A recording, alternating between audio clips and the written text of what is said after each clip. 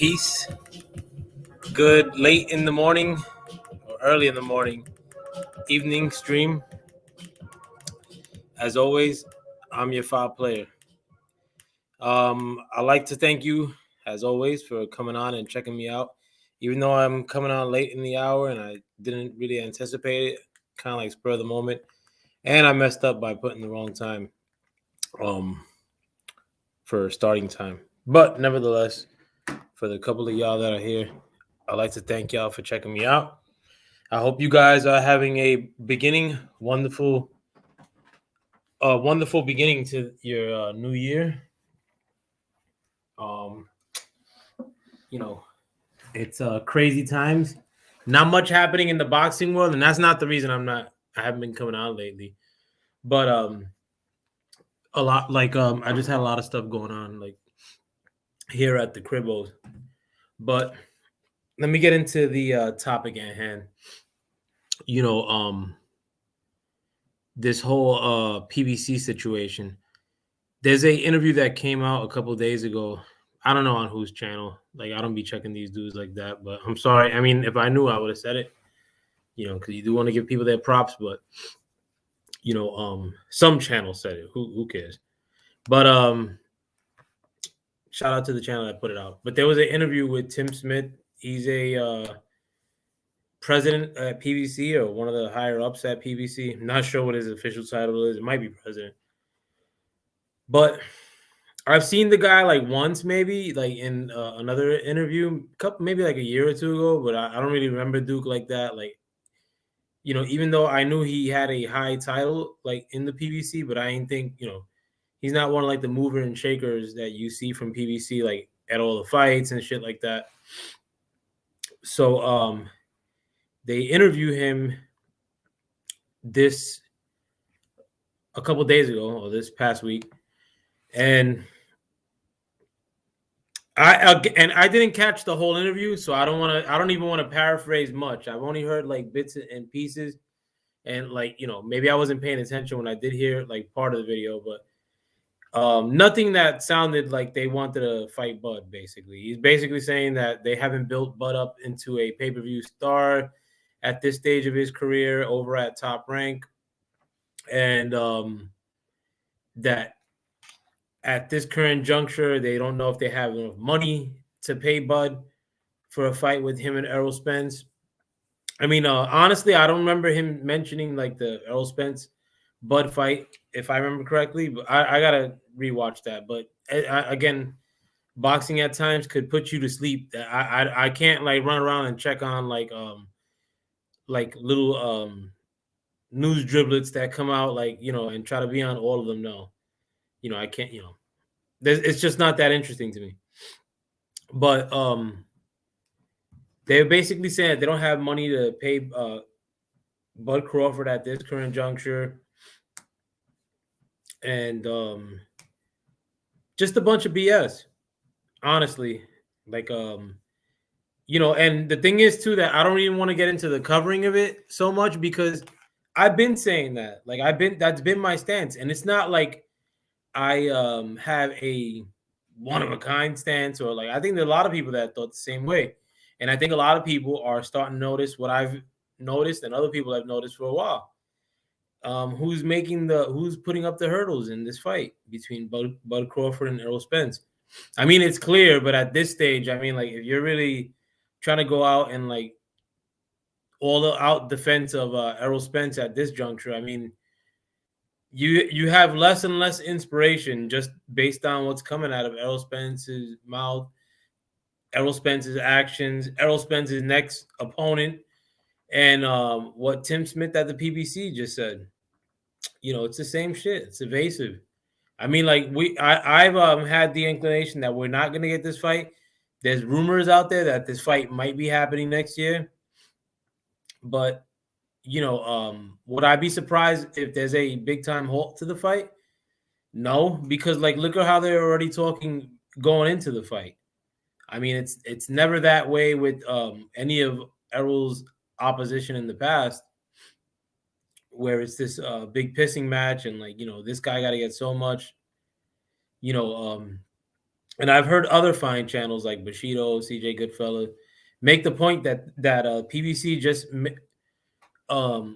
paid Canelo to fight over there. I think it was 40 million or 30 million. They had to pay Caleb Plant another 10 million.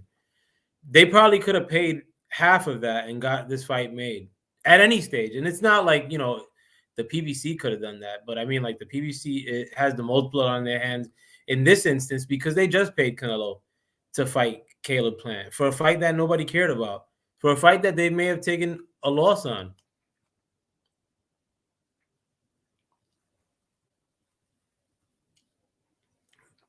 But could they have used half that to try to make this fight?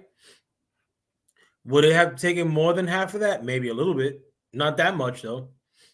I think both parties getting 15 million bucks. Done deal. Which fight resonates more with boxing fans? Will we long term be talking about Canelo versus Caleb Plant? No way. You could have paid half like that money and got Errol Spence and Bud Crawford in the ring. And the thing is, too, I mean, like any promoter could have done that along the way. I mean, like, I got to say Matchroom has a little blood on their hands in that instance. Because, like, why overpay to have Canelo fight over there at the Zone when you could have had hosted as a one-time offshoot Errol Spence versus Bud Crawford. You could have done that years ago, or they could have done that years ago when they were trying to allure people or attract people to their app by giving pay-per-view quality fights on a subscription service. I mean, that would have been a great pay. I mean, that would have been more than pay-per-view quality. I mean, you're seeing what the market is for that fight, sort of. I mean, it's not that much. It's not like impossible. It's just a dumb cat like evading Bud Crawford and using numbers as a roadblock. With that, I mean, if that's been a roadblock or money's been a roadblock all this time, I mean, like when the zone was very spending money like drunken sailors, like I mean, could they have thrown money in that direction and we would have had this fight already 2 years ago? We could have been talking about the second or third fight. I mean, that just goes to show you too that the people that do run boxing at the higher levels, they don't know what the hell they're doing. Tim Smith don't know what the hell he's doing. Because I mean, like Tim Smith, if he's up there, he was on the at some stage this past year. He must have been some in the room when they made that Canelo Caleb Plant fight and paid that much to Canelo for that fight. So I mean, like was money a big obstacle then? Did you get your bang for your buck with that fight? I don't think so. You're hearing that the numbers did really bad. Initially, they were saying that that sold 800,000 pay-per-views, and I thought in my head, there's no way. I thought that fight off the rip did 400,000 pay-per-views. Nobody was talking about it online. In spite of the fact that it had a hollow title to it, like, that fight didn't resonate with the crowds. I mean, it's just a little marker in history that was easily attainable. But at the end of the day, I mean, nobody cared. It's not dissing Canelo. It's just what it is. But could they have used half that and like made this Errol Spence, Bud Crawford? Way better investment. But one thing, and I don't want to be on here long today, like one thing that was good about this Tim Smith interview was that he mentioned a lot of the, I mean, none of the shit he said made any sense.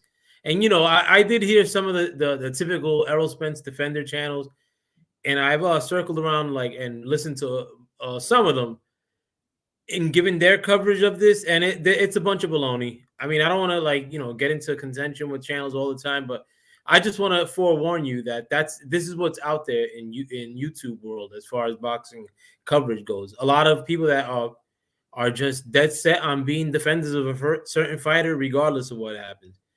But a lot of these people that were giving it coverage, I mean, if I gotta surmise it really briefly, a lot of the people that were giving it coverage that are typical Errol defenders here on YouTube were saying more along the lines of, "Oh, I agree with Tim Smith. He's absolutely right. They haven't developed a good market." As if Errol Spence this world this big trendsetter. But one thing that I did take a lot of joy from that Tim Smith interview, though, was that he mentioned that those fans are the type that would steal the fights, that wouldn't pay for the fights. And that, to me, I mean, got me cooking, because they're mentioning that. I like to listen to people's linguistics, what things they blurt out unintentionally. Like it could be one word and you that somebody says within a conversation, and off the rip that where their head is at. But the fact that he mentioned the fact that people are stealing fights. Listen, at the end of the day, the fight that got stolen recently, that took an L, that was a big story about it being stolen, was the Tank Davis fight. Rumors are that it sold 42,000, 52,000. And other people want to die on the hill of, oh well, they haven't put that number out, so you can't report any bullshit. It must have been really, really bad. for them not to put the numbers for Tank Davis, Isaac Cruz out yet. But if like when Tim Smith mentioned the people stealing fights, as in you could tell that he mentioned it with the little scorn in his voice, you know, the fact, and I know that he mentioned it in the back of his mind, that I know that these people are knowing that people are out there deboning these fights, and that they're doing it more as a statement that they're taking these fights, that they're not going to pay. And I don't care if they make it as a political statement.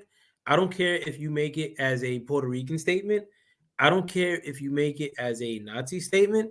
I don't care if you make it as a whatever statement. As long as you're deboing these fights, you and I are on the same page. There's nothing out there that you should be buying in the boxing market. Trust me,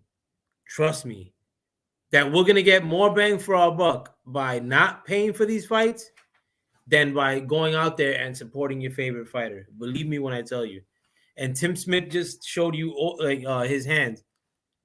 Tim Smith's just telling you and talking to you about the people that are stealing fights. And I hope everybody here, the four of you that are watching me now, are doing the same thing, not paying for these fights.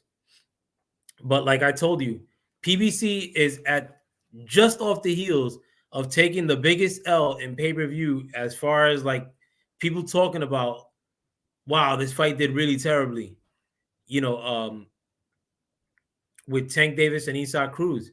And now a lot of the people that are telling you here on YouTube, or a lot of the talk that's being churned regarding deboing these fights here on YouTube is because of one man, and that's Errol Spence.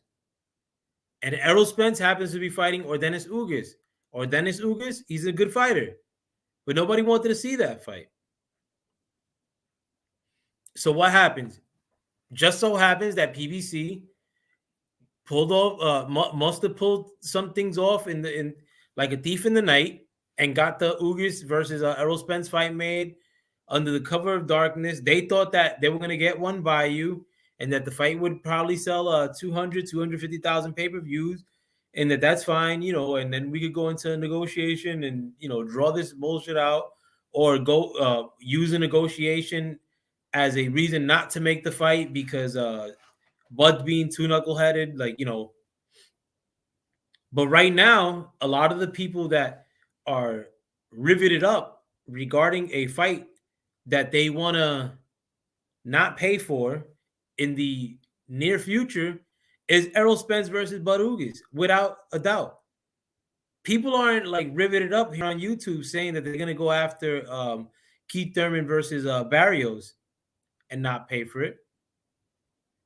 Oh, Keith Thurman versus Barrios, when they announced it, that wasn't the fight that got people saying, oh, well, I'm not going to pay for pay-per-view no more. It was Errol Spence versus Ugas. That got people riveted up here on YouTube saying that they're not going to pay for fights no more. And Tim Smith mentioning the fact that people don't pay for fights, even though it was in relation to the Bud Crawford fight, but that's just telling you what it is. He knows that, like, Errol Spence versus Ugas, in people's eyes, it's not Errol Spence versus Bud. And in people's eyes, people, like, they're not going to pay for Errol Spence versus Ugas. That's without the fanfare. But right now, that's much fanfare here on YouTube. People dead set on deboing this fight. And to you, I salute you. Salute L5 player. Oh, right on time. And I salute you too, Mike Biggs. And I hope that you, Mike Biggs, are pilfering this fight as well. You don't have to tell me though.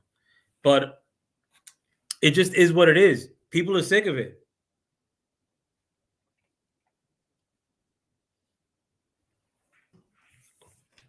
And one thing, I love organic things. I love grassroots things like this because they come out of left field and they have a big effect. And I mean, at this stage right now, we could really do it to boxing. because all this shit is a bullshit market, like boxing. The fact that Canelo is like this super A side, in spite of the fact that Canelo is doing more than a lot of these boxers right now, but Canelo's being presented more big money opportunity than a lot of these boxers. And Canelo versus Caleb Plant, there's no way that you could explain that they made money on that fight to me. I know they didn't make money on that fight, but they've been taking turns. All these promoters, the Zone, um, Golden Boy in the past, even though he was doing that off the muscle when he was with Golden Boy. But more the Zone and PBC recently have gone out of the way to guarantee Canelo a bunch of money. Like, go guarantee Bud and Errol that money. You know what I'm saying? But like, at the like this market with boxing is a bunch of BS. There's no way, there's no logic behind it. I don't know why these promoters are paying, like, overpaying Canelo, because a lot of the times that they're overpaying Canelo, I understand if you're overpaying Canelo, if you have like an Andrade where you can maybe see Canelo, Andrade giving Canelo trouble, and maybe if you represented Andrade and you overpay Canelo so that Andrade could catch a scalp or Canelo scalp, I understand that. But there's none of these fights that the Zone has hosted, that PBC just hosted with Caleb Plant and Canelo. In none of those fights were you thinking that Canelo was going to lose. In most of those fights, Canelo went in and played the weight game or the weigh-in game. So there's not allure to a lot of these fighters, like to a lot of to Canelo. But yet you're still hearing about all these promoters taking their turns overpaying Canelo. It just doesn't make sense to me. Doesn't make sense one bit. And to me, I mean, like, at the end of the day, if fighters were fighting who like 3 times a year or 4, God forbid, like, if fighters were fighting 3 times a year and really desperate, like, to prove who's the number one dog so they could be considered number one dog without questions, you wouldn't have no Canelo out here. And I mean, like, if Canelo's the most exciting, like one of the more exciting fighters in a lot of people's eyes, it's because the whole market is whack. And the whole market is whack because you have people that run the game like Tim Smith that don't know what the hell they're doing, that had a hand in overpaying Canelo in his last fight with Caleb Plant. And I mean, you're hearing rumors about Charlo fighting Canelo in May 5th. I mean, that's fantastic. Is Charlo going to beat Canelo? No. He's going to wash him. He'll probably make Canelo fight him at 170 or something. I mean, or Canelo make him fight him at 170. And I'm pretty sure they're going to overpay Canelo for that shit too.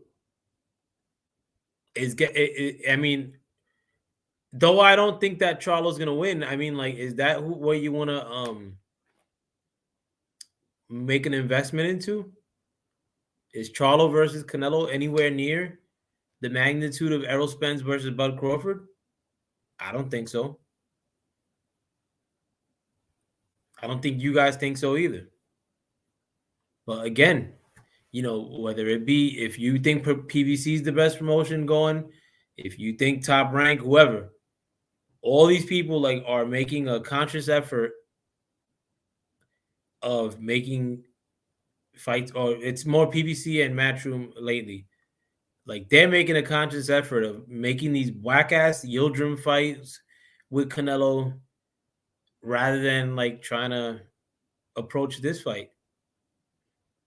This fight right now is just now starting to turn with fans, like the Errol Spence versus Bud Crawford.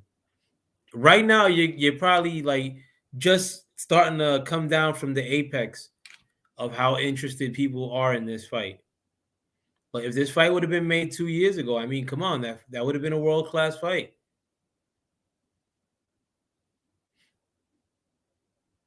I mean, like Errol Spence versus Bud Crawford would have, like, 3 times would have been way bigger than Tyson Fury versus Wilder, regardless of what you tell me. And it probably would have made for a way more exciting fight. like Tyson Fury, Wilder was only intriguing because Wilder kind of like threw a dud in a sense. When you especially when you factor that Fury came off the couch in part one of that fight, but part one of that fight wasn't riveting.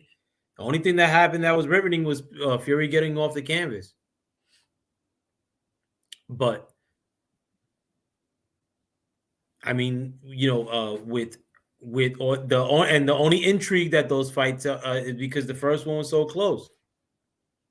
But Errol Spence and Bud Crawford, you don't need that intrigue. You don't need fake intrigue.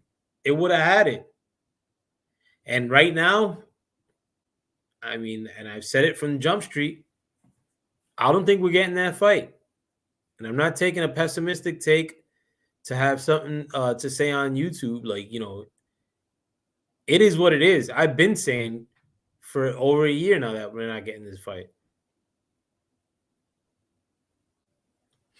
Like every time when it's with Bud, there's always some bread being thrown around or economics. It's just whack. And I'm actually going to talk about that, like because, and I remember actually I'll talk about that on my next stream because I want to touch on it now. Like I like a lot of people and they've used it for like Andrade, like when Andrade has tried to fight Charlo in the past, or in the past like say year or two. A lot of times when Bud tried to fight Errol Spence, people would say the same shit about him. And I'm gonna say it now because I want to touch on it in a different stream. But I remember people would say this about Bud a lot when he would try to have. Oh, when people would talk about Bud's moves, like the moves that Bud has made, like they kind of like talk about him in the same sense as they did Andrade and Gary Russell, and like it's something really corny that people say nowadays. Like, well, but it's that Bud's been moving kind of weird lately. Oh, Andrade's weird. Like, Andrade said this about wanting to fight Charlo. So, like if Andrade said a quote and somebody covers it, people's next comment is gonna be like, "Yo, yeah," like, or if Andrade calls out some like Charlo and somebody covers it, they respond, "Yeah, I understand, but Andrade, he be kind of weird." Like, I don't understand people nowadays. Like, and like it's like I'm seeing that treatment for a lot of boxers. Oh, Gary Russell's kind of weird. Like, yo, like why? Why are these people like, these people are like some of the best in their classes, and like God forbid they open their mouth, or like particularly when they're going after their favorite fighter, or like if that fighter presents a big time inconvenience for a lot of these fighters' favorite promotion, PBC. People get butthurt. Oh, these dudes are weird. These dudes are weird. Like, yo, you're on YouTube constantly. Like me. We're weird. But you're more weird than me. But somebody pursuing action in 2022, it's not weird. It's what boxers should do. But I want to cover that in a future stream. Because like and a lot of the treatment that Andrade gets, I mean, like, it's so stupid. Like, I mean, like Andrade literally like was in contract limbo and avoided a Charlo fight because he was in contract limbo over 5 years ago. And for that one little thing, Andrade's weird. Like, he's a ducker forever. I mean, like, these dudes have been called out by him for years, and nobody's made inroads to try to fight him. Not a Canelo, not a Charlo. Andrade, I mean, when he does show his face, I mean, he's constantly calling these dudes out. Seemingly nobody wants to fight him, but he's weird. But that's just what it is, though, man. We're here to end these kind of talks in boxing and in life in general. A lot of shit that's happening now in life in general, I always say, is really weird. We got to start calling those things out as stupidity or just ignoring them in total. But I'm gonna let you guys dip off and enjoy the rest of your evening. Um, I hope you guys have a wonderful evening, and please don't get in trouble out there. Don't even go out. Nothing for you out there. Try to meet abroad on Tinder or something. I've never used Tinder, but like or online dating stuff. But meet a girl there. No need for you to go to these fucking shit bars. But I hope you guys have a wonderful rest of your weekend. And I'm gonna see if I come on tomorrow after the football games. Tomorrow's the last week of football. My team sucked, but I'm gonna root for them to lose tomorrow. The Jets, Giants, the Seahawks, and the Bears because that improves our chances at getting a better draft pick. So maybe after football is done, I'll come on here. But I'm gonna try to come on regularly too, man. I've been fronting. Actually, I may or may not come on tomorrow. I got something else to do too. But in spite of that, though, I hope you guys have a wonderful weekend. And thanks for checking me out. With that, thank you for stepping into the Foul Playland. Have a wonderful rest of your evening. Peace.